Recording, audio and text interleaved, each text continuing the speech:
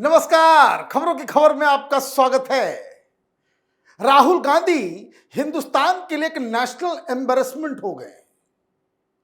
यह बात सही है कि जो लोग चांदी के चम्मच के साथ पैदा होते हैं उनको राजनीति से दूर रहना चाहिए।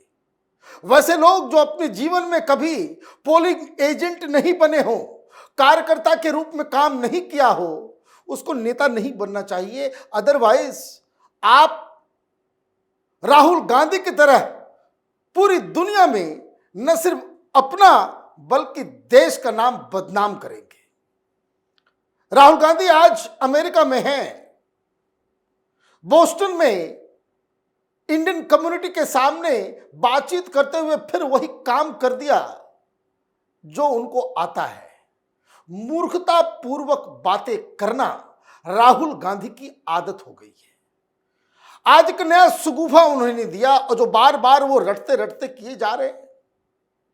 क्या उन्होंने बयान दिया, पहले इसको सुन लीजिए, फिर उसके बाद मैं आपको बताऊंगा कि किस तरीके से आदर राहुल गांधी इतना निरा मूर्ख हैं कि जिनको अपने दिमाग, अपनी भाषा और उस पर कोई कोऑर्डिनेशन नहीं है, या फिर जानबूझकर उन्होंने कोई हिंदुस्तान के इलेक्शन, हिंदुस्तान की डेमोक्रेसी को बदनाम करने का किसी से ठेका ले लिया है। तो आज इसी पे हम चर्चा करेंगे। तो राहुल गांधी के ये दिव्य वचनों को पहले आप सुनिए। In simple terms, more people voted in the Maharashtra Assembly elections than there are adults in Maharashtra. This is a fact. And the Election Commission gave us a figure, voting figure for 5:30 in the evening. And between 5:30 in the evening and 7:30 in the evening, when the polls were supposed to have closed, 65 lakh voters voted. Now, that is physically impossible to happen, right? Because for a voter to vote, it takes approximately 3 minutes. And if you do the math, it would mean that there were lines of voters till 2 o'clock at night voting all night, and this didn't happen. So we asked them that, look, evening, you have videography taking place. Actually, if we asked, they not only refused to give us the videography, they changed the law so that now you're not allowed to ask for the videography. So it's very clear to us that the Election Commission is compromised. It's very clear that there is something very wrong with the system. We've said it. We've said it publicly. I've said it multiple times. I've said it in press conferences. Other leaders. अब जरा एक एक करके इनकी बातों को समझते हैं। उन्होंने क्या कहा? पहली बात उन्होंने कह दी कि इतना वोट पड़ गया महाराष्ट्र के असेंबली इलेक्शन में, जितना तो वहां पे एडल्ट्स नहीं है। मतलब जितने वोट करने वाले लोगों की जनसंख्या होनी चाहिए उससे ज्यादा वोट पड़ गया। माने एडल्ट पॉपुलेशन जो है वो कम है और वोटिंग ज्यादा हो गई। तो हमने सोचा जरा आंकड़े निकालते हैं। ये उल्टी पुल्टी बातें कब तक हिंदुस्तान बर्दाश्त करेगा। और ये प्रोपेगेंडा करने वाले, ये रवीश कुमार तो ध्रुव राठी तो अजीत अंजुम, ये सब शुरू हो जाएंगे सीआरओ की तरह हुआ करने के लिए। आप इलेक्शन कमीशन के ऊपर सवाल खड़े कर रहे हो तो कम से कम अपने आंकड़े को तो दुरुस्त रखो। आंकड़े को तो दुरुस्त रखो। महाराष्ट्र का पॉपुलेशन जो बताया जा रहा है वो 12 करोड़ 57 लाख है। और जो आंकड़े इलेक्शन कमीशन दे रहा है वो ये बता रहा है कि टोटल नंबर ऑफ वोटर्स जो असेंबली इलेक्शन में जो वोट डाले उनकी संख्या कितनी थी? 9 करोड़ 70 लाख 25,119। बाकायदा यह भी बताया कि कितने मेल हैं कितने फीमेल हैं, टेबल में आप देख लीजिए। और अदर्स ट्रांसजेंडर 6,101 साफ साफ दिया गया। यह भी आंकड़े के मुताबिक तय हुआ। अब तो इतने इलेक्टर्स हैं तो सब तो वोट किया नहीं, 66% वोटिंग हुई तो कितने लोगों ने वोट किया? तो 6,40,88,195 वोट्स पड़े हैं। और इसमें मेल्स कितने, फीमेल्स कितने और अदर्स ने कितने वोट किए, ये सरकारी आंकड़ा है। अगर आपको इस आंकड़े को चैलेंज करना है तो उसका एक तरीका है, वो आगे मैं बात करूंगा। लेकिन आपने जो ये बयान दिया कि जितना एडल्ट पॉपुलेशन है महाराष्ट्र के अंदर उससे ज्यादा वोट हो गया, ये तो कोई मूर्ख भी इस तरह की बातें नहीं करेगा। फिर आप देखिए क्या है उन्होंने कहा। उन्होंने ये कहा कि अचानक से 5 बजे हमें बताया गया, क्या बताया गया, EC gave a figure at 5:30 and 7:30 when polling is supposed to have been closed. 65 lakhs voters were added. This is physically impossible.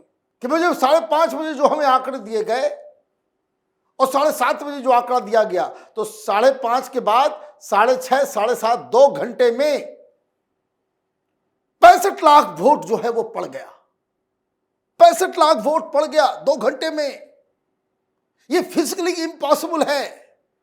इसके लिए तो 2 बजे रात तक लाइन लगना पड़ेगा। अरे प्रभु, इसलिए मैंने कहा कि चांदी के चम्मच से जो लोग पैदा होते हैं, जिनकी कोई जानकारी नहीं होती है जमीनी स्तर पे, उनको राजनीति में नहीं होना चाहिए। खुद मूर्ख बनते हैं, देश को भी जो है बदनाम करते हैं। तो अगर 65 लाख वोट है तो ये किसी ने पूछा कि भाई कितने पोलिंग बूथ्स हैं?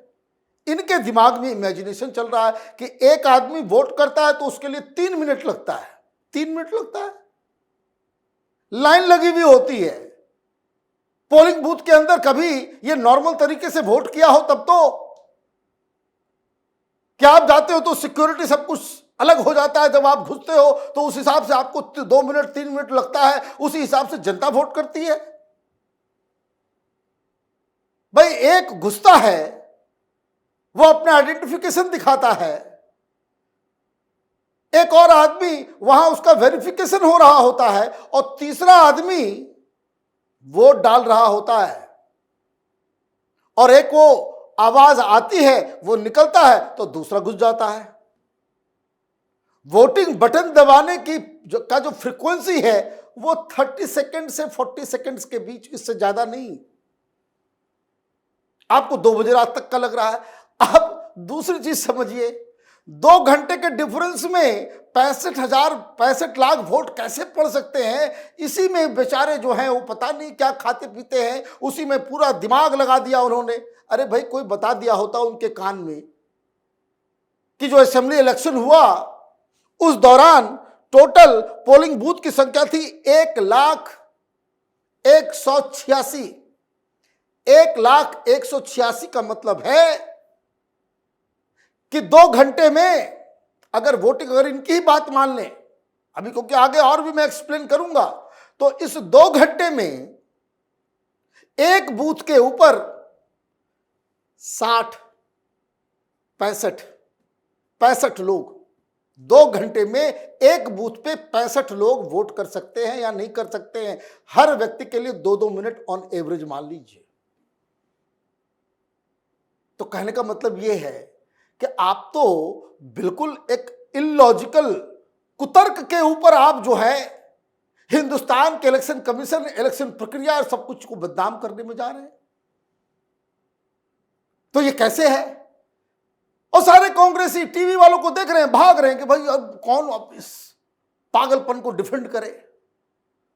कांग्रेस पार्टी में रहना है तो वो कह रहे हैं कि देखिए उन्होंने हकीकत बता दिया। अरे ये हकीकत ये है, 1 लाख पोलिंग बूथ है, 2 घंटे में 65 लाख, मतलब 1 घंटे में 30 लाख, 1 घंटे में 30 वोटर वोट कर रहे हैं। जरा सोचिए, बंगाल के अंदर जहां 80%, त्रिपुरा के अंदर 80%, असम के अंदर हो जाता है वोटिंग, वहां तो टाइम भी कम होता है।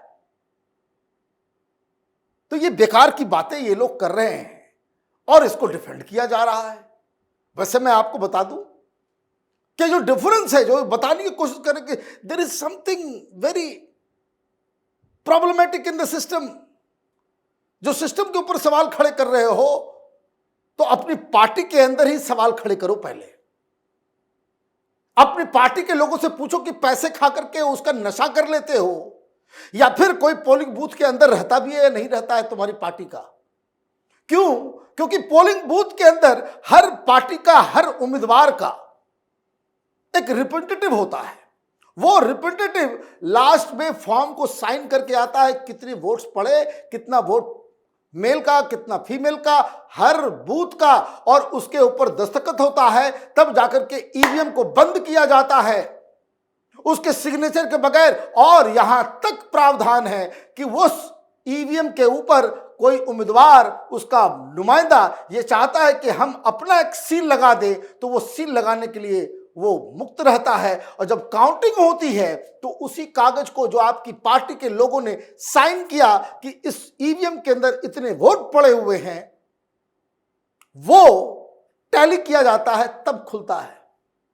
एक भी केस कांग्रेस पार्टी ये साबित नहीं कर सकी कहीं भी कि जो पोलिंग बूथ के समय इनके लोगों ने जिस संख्या में हस्ताक्षर किया कि कोई ईवीएम है, इसमें 500 वोट पड़े हैं, कभी एक भी केस ऐसा नहीं आया है कि जब वो खुल रहा हो तो 501 या 445 वोट हो एग्जैक्ट। और मैं आपको बता दूं, राहुल गांधी को अगर बड़ा शौक है, कांग्रेस पार्टी को शौक है, ये सारे दस्तावेज रिटर्निंग ऑफिसर के पास होते हैं, कोर्ट में जाइए, वो आपको मिल जाएगा। वोटर के लिस्ट को बढ़ा दिया गया। अरे भाई, वोट अगर बढ़ता है, नाम अगर आता है, तो कुल मिलाकर के 60 ऐसे ओकेजन्स हैं और इंपॉर्टेंट चीजें जो इलेक्शन कमीशन करती है, 60 ऐसे ओकेजन्स हैं जिसमें हर पॉलिटिकल पार्टी को उसमें पार्टिसिपेट करने के लिए बुलाया जाता है। तो ये बेकार की बात है। आपको एक नया सुगुफा कि कैसे, पहले तो कभी कहते थे भाई 75,000 वोट, 75 लाख वोट जो है वो बढ़ गया, जितना हिमाचल का पॉपुलेशन नहीं है उससे ज्यादा वोट बढ़ा दिया गया, ये पॉसिबल नहीं है। मतलब you are a bad loser. एक होता नहीं जो हारता है हर बार, और ये बैड लूजर्स जो हैं, जब बहन जीतती है वायनाड में तो सिस्टम ठीक है, खुद ये रायबरेली में जीतता है तो सिस्टम ठीक है, महाराष्ट्र में लोकसभा में ज्यादा सीटें आ जाती है तो यही महाराष्ट्र में ये सिस्टम ठीक है, पंजाब में जीत जाते हो तो सिस्टम ठीक है, हिमाचल में जीत जाते हो तो सिस्टम ठीक है, और हारते हो तो भाई सिस्टम खराब है। ये किस तरह का व्यक्तित्व है? ये तो मेंटली रिटार्डेड लोग इस तरह का काम करते हैं कि आप हार मानने को तैयार नहीं है। डेमोक्रेसी, आपको डेमोक्रेसी में रहने की कोई आवश्यकता ही नहीं है। यह सिस्टम बिल्कुल चाक चौबंद है। क्यों? क्योंकि देखिए, एक तो झूठ कि हिमाचल प्रदेश में जितना पॉपुलेशन है 75 लाख वोट को बढ़ा दिया गया, झूठ। क्योंकि जो जानकारी इलेक्शन कमीशन की वेबसाइट से मिल रही है 2024 में, इसने कहा ना 5 महीने में ये हो गया कि ये बेसिकली लोकसभा में कितने वोट्स थे और विधानसभा में कितने वोट्स थे, इनका दावा है कि हिमाचल से ज्यादा हो गया। तो लोकसभा 2024 का जब चुनाव हुआ तो 9,29,43,890 वोट्स थे, मतलब टोटल वोटर्स की संख्या, इतने लोग रजिस्टर्ड वोटर थे महाराष्ट्र के अंदर। और जब असेंबली इलेक्शन हुआ तो ये बढ़ के 9,70,25,119 हो गया।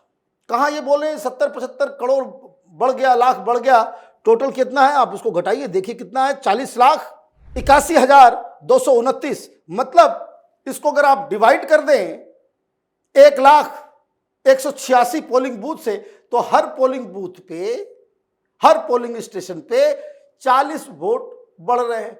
कौन सा आसमान गिर गया भाई? कौन सा आसमान गिर गया? तो लोग तो आते भाई, आप ये ऐसे सवाल उठा रहे हो कि सारे फर्जी वोटर्स आ गए। एक तो आप कह रहे हो कि जितनी जनसंख्या है उससे ज्यादा जो है वो एडल्ट पॉपुलेशन से ज्यादा वोट पड़ गए, वोट पड़ गए। आप इस बात को समझिए, क्या वो कह रहा है कि महाराष्ट्र में जितने एडल्ट नहीं है उससे ज्यादा वोट डाल दिए गए, वो सरासर झूठ जो हमने बताया आपको, और संख्या बढ़ा दी गई। तो चलो भाई, हमने निकाला 2009 जब केंद्र में आपकी सरकार और महाराष्ट्र में कांग्रेस पार्टी की सरकार। उस वक्त क्या हुआ था?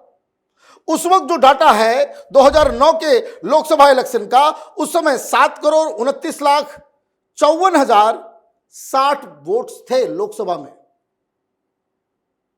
और फिर वही अक्टूबर नवंबर में चुनाव हुआ असेंबली का, तो वोट बढ़ गया। कितना बढ़ के हुआ?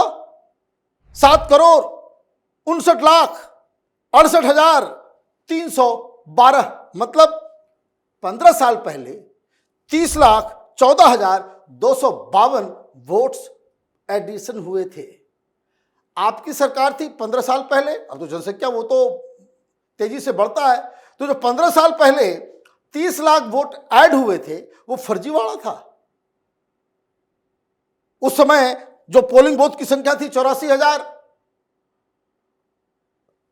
तो वही 36-38 के आसपास जो है, आप ये समझ लीजिए ऑन एवरेज वोट्स जो है वो बढ़ गए। 15 साल के बाद वो 40 बढ़ रहा है पर बूथ के हिसाब से। कौन सा आसमान गिर गया? कौन सा आसमान गिर गया? और ऐसा नहीं कि आप चुनाव हारे हो तो बहुत ही कम मार्जिन से हारे हो।